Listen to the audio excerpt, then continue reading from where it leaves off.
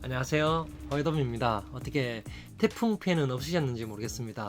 저는 어저께 밑밥 기계도 넘어지고 현수막도 다 뜯겨가지고 다시 그 현수막도 정비를 하고 이렇게 시간을 보냈습니다. 그래도 다행히 저는 이제 큰 피해가 없었는데 우리 시청자분들께서는 또 피해가 없으셨는지 또 모르겠습니다. 많은 피해가 있다고 뉴스에도 나오고 또 SNS에도 뜨더라고요. 그래서 걱정도 많이 되고 그랬었습니다.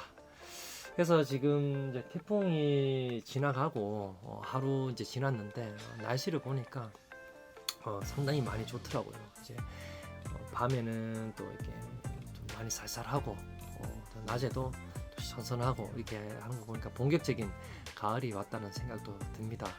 그래서 최근에 태풍이 오기 전까지만 해도 수온이 너무 높아서 조항도 안 좋고 또 조업 하시는 분들도 많은 스트레스를 받고 있었는데 제 개인적인 생각에는 아마 이번 이제 수온이 조금 떨어지고 하면 좀 조항이 예전처럼 돌아오지 않을까 이런 생각도 해봅니다. 아마 울산 경주권에는 늦깎이 뱅에돔 낚시가 시작되지 않을까 이런 생각을 해봅니다.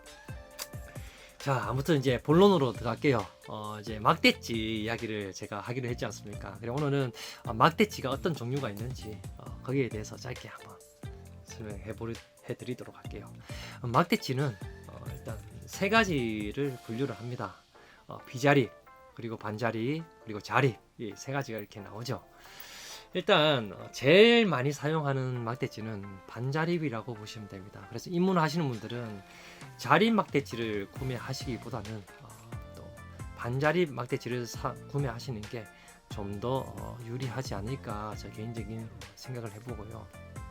그리고 비자립지가 있습니다. 비자립 같은 경우는 이제 우리가 어느 정도 수심 하층에서 1m나 2m 정도 우리가 도달했을 때 밑에 수중치죠. 수중치가 어느 정도 여유 있게 떠 있을 때 그때 이제 하중을 받아서 이렇게 딱 정렬을 합니다. 이렇게 정렬해서 막대치가 서요. 제가 지금 보여드리는 지가 보이죠? 이게 비자립 슬림하죠. 비자립지입니다. 이런 비자립지의 큰 장점은 우리가 세 개의 막대치 중에서 가장 우리 세 가지 막대치 말씀드렸죠. 그 비자립, 반자립, 자립 세 가지 중에서 가장 예민도를 가지고 있다고 보시면 됩니다. 가장 예민한 찌예요. 그렇지만 이런 장점만 있으면은 다 이 찌를 사지 맞죠? 단점도 가지고 있어요. 아쉽게도 우리가 장타가 되질 않는다는 그런 단점이 있습니다. 왜냐하면 찌 자체의 무게가 자중이 안 나가다 보니까 그런 다소 아쉬운 부분을 가지고 있습니다. 그런 아쉬운 부분을 보완하기 위해서 어떤 찌를 또 가지고 오냐면 우리가 거의 다 필드에 이런 찌를 가지고 오죠. 이런 반자릿찌입니다. 다소 좀 굵죠. 방금 보여드렸던 찌보다는 다소 이렇게 굵습니다.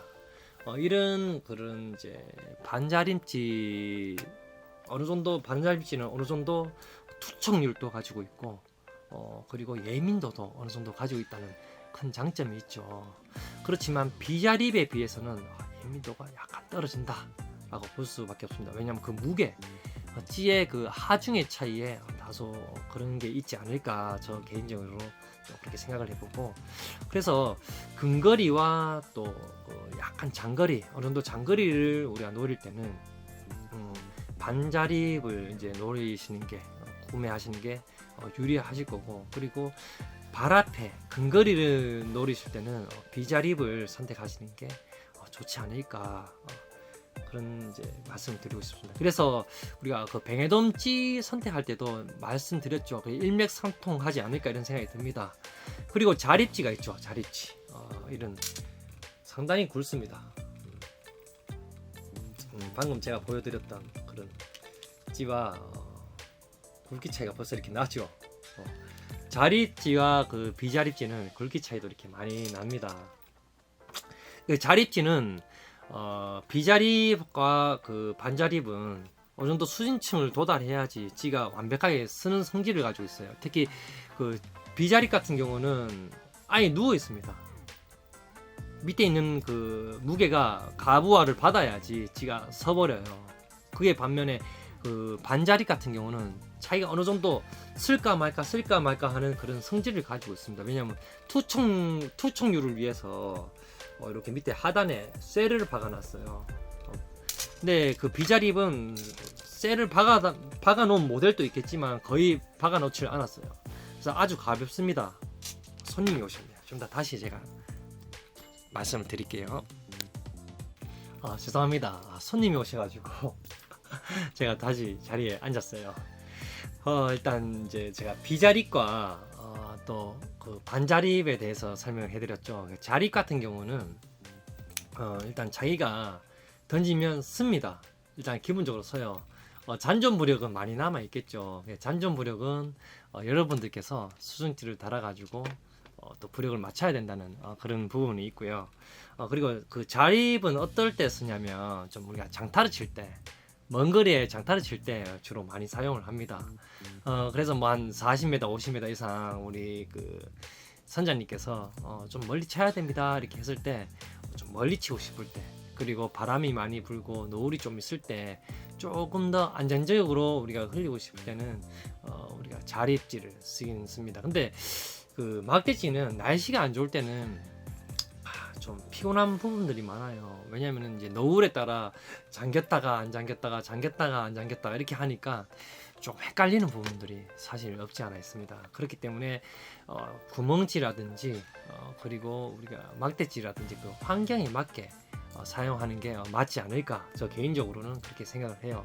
제 말은 이제 정답이 아니라는 거 다 알고 계시죠. 그렇지만 참고만 할 정도만 알고 계시면 됩니다.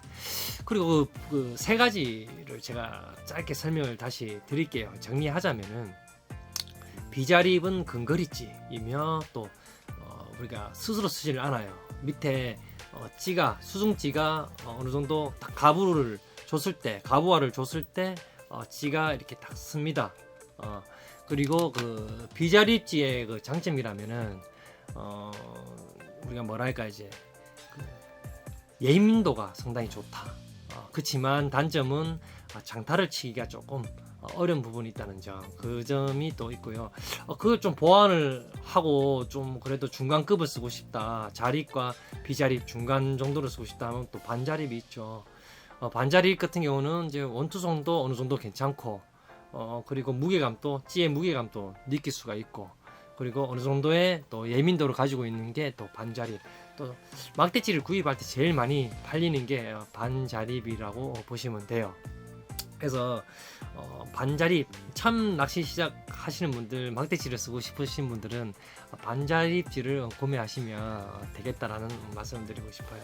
반자립은 약간 쓸까 말까 하는 그런 쓰려고 하는 성질은 있긴 있어요. 그렇지만 우리가 마찬가지로 수질을 잘해주고 또 봉돌로 정확한 부력을 맞추셔야 되는 점, 반자립, 비자립 다 마찬가지고 자립도 마찬가지입니다.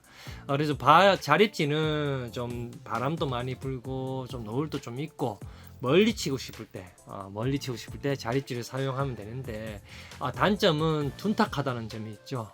그렇기 때문에 반자립을 대부분 많이 사용하신다는 점 제가 강조를 하고 싶어요. 이렇게 세 가지 장단점을 또 제가 말씀을 드렸죠. 그러면은 요즘 좀 유행하고 있는지를 제가 짧게 설명드릴게요. 구멍찌도 쓰고 싶고 막대찌도 쓰고 싶다라고 했을 때 그 중간점을 좀 찾고 싶다. 그렇게 했을 때 이런 찌를 많이 사용을 합니다. 이렇게 슬림하죠. 귀엽죠. 이런 찌를 많이 써요. 예민도도 가지고 있고 그리고 또 어느 정도 장타도 칠 때 줄꼬임도 확실히 좀 적은 편이 있죠. 막대찌에 비해서. 그렇지만 이 찌의 단점도 가지고 있습니다. 어떤 단점이냐면 너무 멀리 흘리게 되면 잘 안 보여요. 너무 멀리 우리가 칠 경우에는 이 친구도 중거리 정도 노릴 때 상당히 유용한 장점이 있어요. 그리고 뭐 이런 찌에도 뭐 3B, 뭐 제로 이렇게 호수가 여러 가지가 있는데 제가 써본 결과로는 이 찌 같은 경우는 뭐 회사 이름은 내가 말씀을 드리지 않을게요. 뭐 궁금한 부분 있으면 문자로 보내주시면 됩니다. 이 찌 같은 경우는 제로찌인데 여부력이 3B 정도 되더라고요. 3B.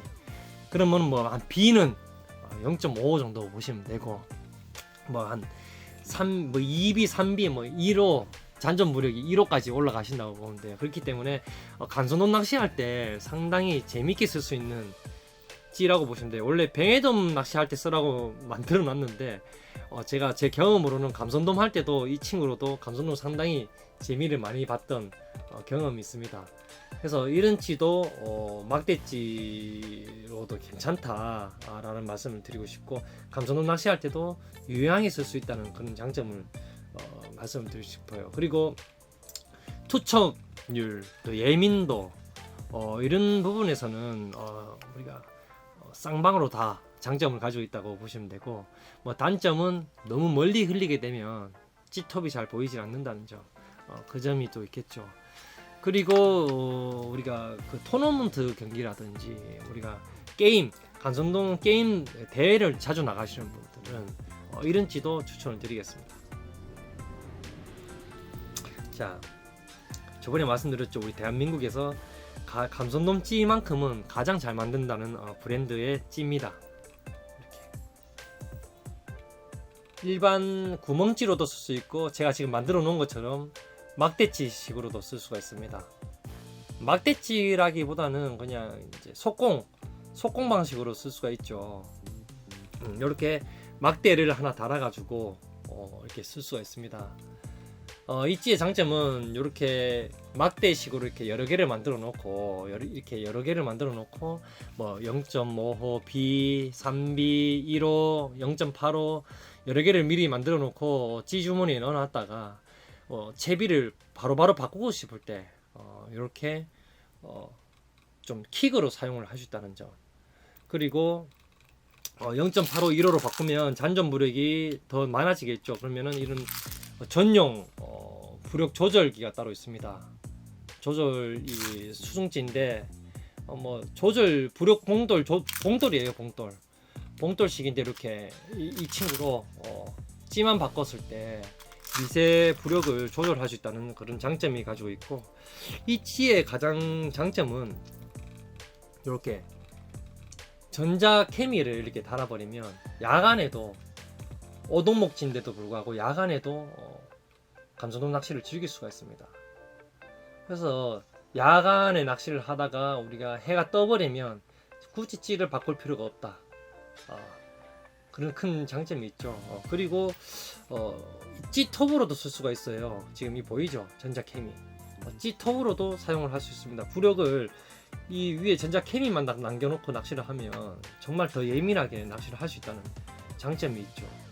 요즘은 이렇게 다양하게 이런 긴 막대찌가 아니더라도, 이렇게 긴 막대찌가 아니더라도 우리가 작은 막대찌 종류로도 이렇게 낚시를 재밌게 할 수 있다는 점, 이런 걸로 재밌게 낚시를 할 수 있다는 큰 장점이 있죠. 그래서 아까 제가 다시 돌아와서 막대찌 이야기를 하고자 하면, 이런 자리찌 상당히 크죠. 비교를 해보면 반자립과 자립의 찌의 차이는 두께 차이부터 이렇게 많이 납니다.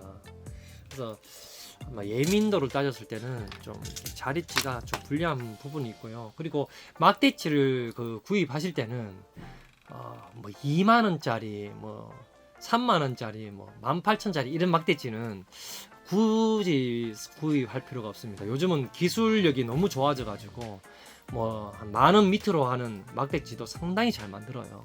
또 예민하고요. 그렇기 때문에 여러분들 그 막대찌 사실 때 오동목으로 만들어져 있는 막대찌라든지 부들찌 이렇게 많잖아요. 그래서 일단 그 나무로 만든 막대찌들이 다 예민하기 때문에 뭐 무슨 누가 이걸로 잡았니, 누가 저걸로 잡았니, 여기에 혹하지 마시고, 막대찌는 그래도 뭐 한 만 원 밑으로 해서 나무로 만든 어떤 막대찌, 그러니까 슬림한 막대찌, 이런 막대찌를 구입하셔도 이렇게 무방하다. 굳이 그렇게 비싼 걸 구입할 필요는 없다. 이렇게 말씀을 드리고 싶습니다.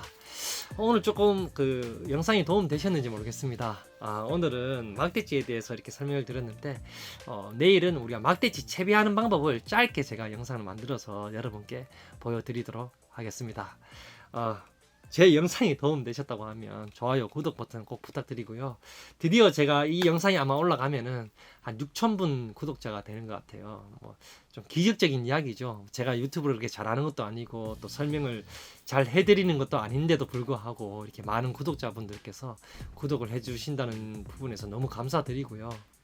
앞으로 더 열심히 할 수 있는 화요도미 TV가 되도록 노력하겠습니다. 오늘도 행복한 하루 되시고요. 내일은 망태치 재배하는 방법을 여러분께 알려드리도록 하겠습니다. 하나 둘 셋 하면 영상을 이렇게 종료를 하도록 할게요. 자, 하나 둘 셋.